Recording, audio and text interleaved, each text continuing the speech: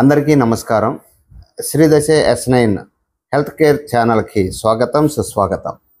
నా పేరు డాక్టర్ కూరపాటి శ్యామ్ధన్, సిద్ధ ఆయుర్వేద వైద్యులం. ఈరోజు మనం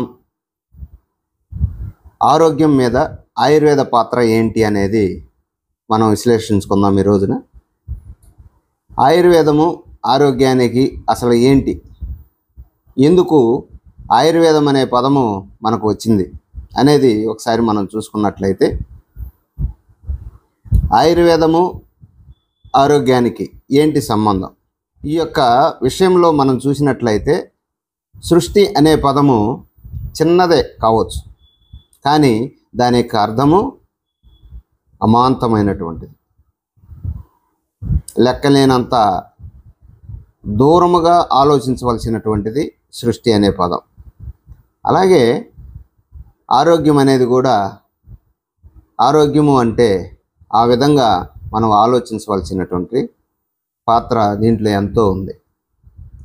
ఈ యొక్క ఆయుర్వేదము మనకి ఈ రోజున మన భూమి మీద మనకి ఉంది అని అంటే దేవుడు ప్రసాదించినటువంటి ఒక వరము లాంటిది.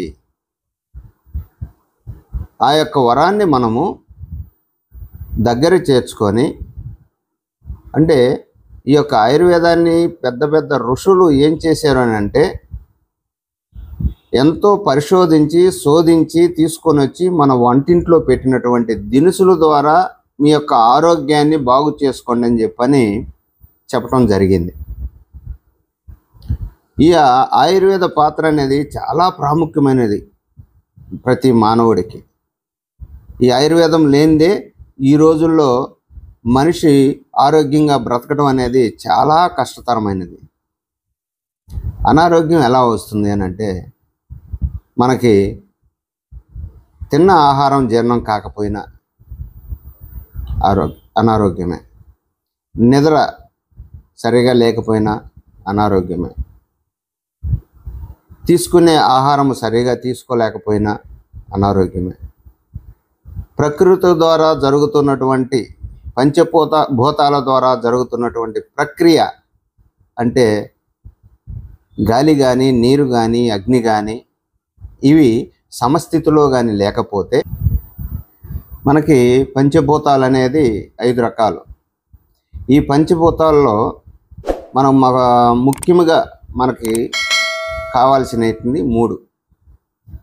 మన శరీర తత్వాలు చక్కగా సమభాగంగా ఎటువంటి అనారోగ్యం లేకుండా నడవాలి అని అంటే 3 పంచభూతాలు మనకు అవసరం. వాటిలో వాతము, పిత్తము, కఫము అని ఆయుర్వేదంలో చెప్పబడ్డాయి. అలాగే పంచభూతాలలో గాలి, అగ్ని, నీరు, ఈ 3 మనకి ఎప్పుడైతే మన శరీరంలో సమస్థితితో ఉంటాయో, సమానంగా ఉంటాయో, అంటే ఒకటి ఎక్కిన తగ్గిన రోగమే, గాలి ఎక్కిన తగ్గిన మనకు రోగమే, అగ్ని ఎక్కిన తగ్గిన రోగమే, అలాగే నీరు మనకి ఎక్కిన బాడీలో తగ్గిన రోగమే. దీన్ని ఎప్పుడూ కూడా మనము సమస్థితిలోనే పెట్టుకోవాలి. అప్పుడే మన శరీరము అవయవాల యొక్క భాగాలన్నీ కూడా సమంగా, హ్యాపీగా, ఆరోగ్యంగా ఉంటాయి. ఇప్పుడు పరిస్థితులను బట్టి మనం చూసినట్లయితే, సూర్యుడు ఉదయించక ముందు ఆహార నియమాలన్నీ కూడా స్టార్ట్ చేసి, సూర్యుడు అస్తమించేలోపు అన్నీ కూడా ఆపేసుకోవాలి.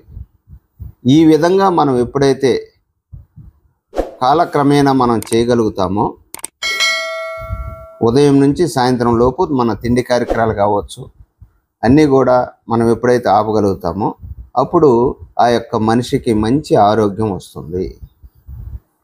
ఎందుకంటే మనం తీసుకునే ఆహారము కడుపులోకి వెళ్ళిన తర్వాత అది జీర్ణమయ్యి, జీర్ణం ద్వారా మనకి శరీర అవయవాలకు అన్నిటికి కూడా శక్తిని ఇస్తుంది. కాబట్టి ఈ యొక్క శరీరం మనం ఆరోగ్యంగా ఉండాలంటే ఇది కంపల్సరిగా ప్రతి ఒక్కరూ పాటించాల్సిందే. ఎప్పుడైతే మనం పాటిస్తామో ఆ మనిషికి ఎటువంటి అనారోగ్యం అనేది రాదు.